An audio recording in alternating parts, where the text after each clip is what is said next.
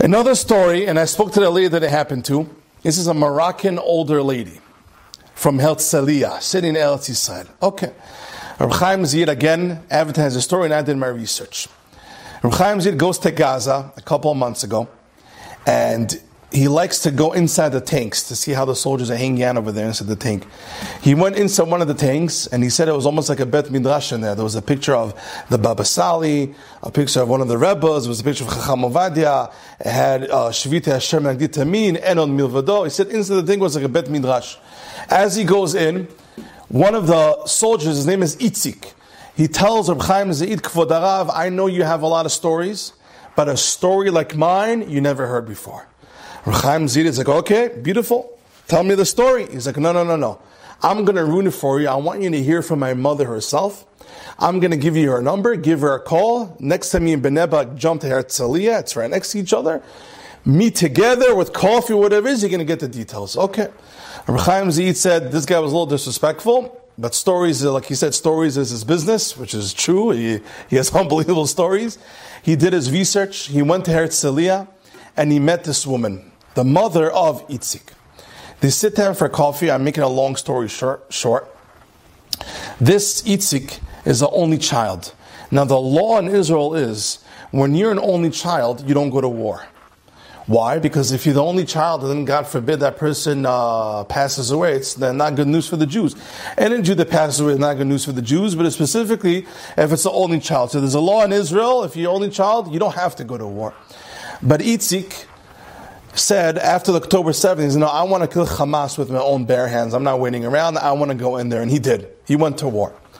The day that he was drafted, his two older parents in Herzliya, who are not Shomer Torah and Mitzvot, they don't keep Shabbat, were very heartbroken and very worried.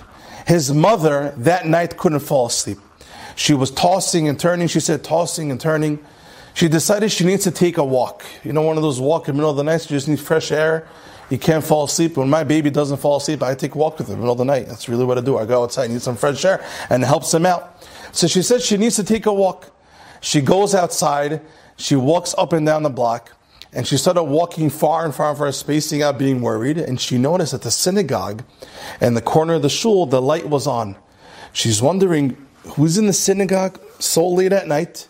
She goes in, she sees a guy in Herzliya, a guy sitting on the floor, saying Tikkun Chatzot. There's a special prayer that tzaddikim, righteous people, say every single night to remember the destruction of the Bet HaMikdash.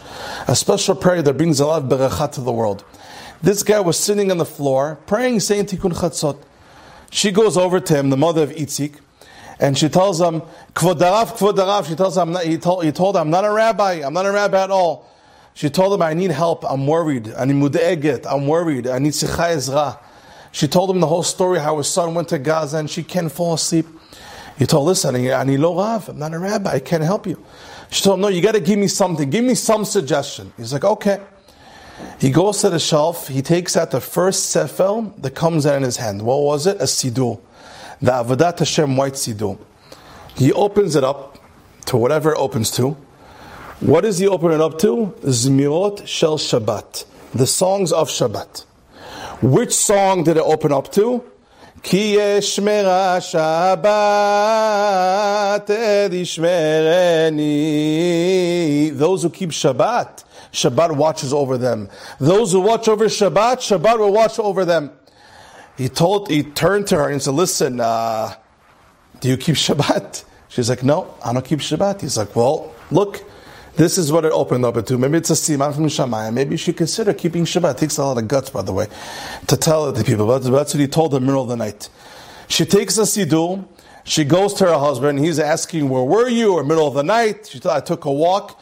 And she told him, we have to start keeping Shabbat. I found the solution. We have to start keeping Shabbat. Her husband tells her, Eze Shabbat. I have to smoke my cigars. We have to watch TV, go on our phones. What Shabbat? He tells her, no, this is going to be for Itzik. She convinces him to keep only a few hours, but not the whole Shabbat.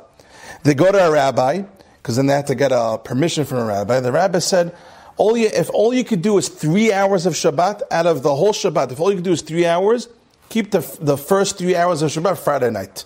So you do Adlakat Nerot, You keep 3 hours. After 3 hours, you make Havdalah. For you, Shabbat is over and you're level. So Yitzik's parents, the mother and the father, took upon themselves 3 hours of Shabbat. That's what they were able to do. 3 hours. Comes the first Shabbat. The way she said it over, the mother she's very funny. She said that they were so bored the first 3 hours because you can't go on the TV on the phone. They went back to their dates before they got married, how they went on the date, how he picked her up. And then she started realizing that she actually loves her husband and she loves her. And they went back, they actually had a good time together for 3 hours. But then it started getting more rough and tough. And the husband needed a cigarette. And he wanted to watch the news. He had to go on his phone. He couldn't eat. He couldn't use the microwave, she said. And he said for her husband, the last hour got very hard. But she told him, for Yitzhak, we're doing this for our son Yitzhak, Shmirat Shabbat. And she had to convince her husband. She said it was so hard for him. She said, only Hashem really knows how hard it was for my husband. It was very hard that she can't explain it. But she had to convince him. Okay. They kept the first 3 hours. Then they turned on the TV. Shabbat goes on. Motzei Shabbat, Rabotai. They only announced Motzei Shabbat.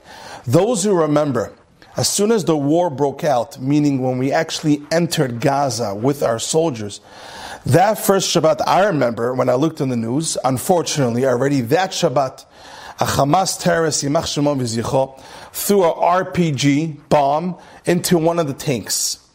In that tank, unfortunately, all the IDF soldiers, I think it was 10 or 11 of them, unfortunately, Hashem Yikom Damam, passed away.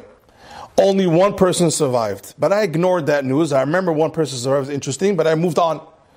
Who is that one person that survived? Itzik. This lady's son is the one person that survived. And listen to this. When did the Hamas terrorist send the RPG? Friday night, that last hour. That hour that his father was struggling to keep Shabbat is when the Hamas terrorists threw the RPG, and that hour his son was saved, miraculously. Unfortunately, everybody else passed away. Itzik survived. Enough to say over the story. But this is a true story. I spoke to the mother that it happened to. Now she's on a new agenda. She goes all over the place. She keeps the whole Shabbat, by the way. And she goes all over telling people, you have to keep Shabbat. What do you mean? Look what happened to me. And she's a Moroccan. That's what the Moroccan ladies are very, Baruch Hashem, they're very strong. So she goes around and she's screaming, yes, keep Shabbat, keep Shabbat, keep Shabbat. It's like her new agenda. She became like a speaker in Eretz Yisrael from this story that happened to her son. That last hour that her husband was struggling for Shmirat Shabbat, that Shabbat gave beracha and protected her son. What lesson did I learn from this story? I'll tell you a lesson I learned.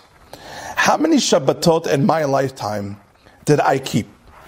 If 3 hours of their Shabbat, after not keeping Shabbat for so many years, if those 3 hours were able to protect their son from death, then how much beracha did we bring to the world after all the Shabbatot that we kept in our life?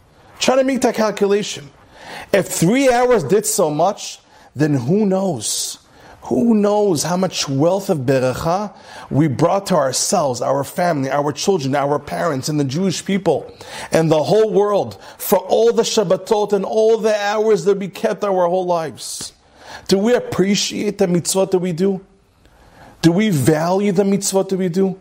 Do we recognize how much value we have as Jewish people in the world? We do so much. We're learning Torah, we're keeping kosher, we're saying berachot, we're keeping Shabbat. We're doing so many things. What does the Yetzer Hara do? The Yetzer Hara minimizes your accomplishments, minimizes the mitzvot that you do. So you said Birkat HaMazon, what does the Yetzer Hara say? Big deal. You kept another Shabbat, big deal. So many Jews keep Shabbat. So many Jews kept Shabbat. So many Shabbatot you already kept. You think anybody cares about your Shabbat? But that's a lie. That Shabbat Hashem really cares about. That's a huge accomplishment.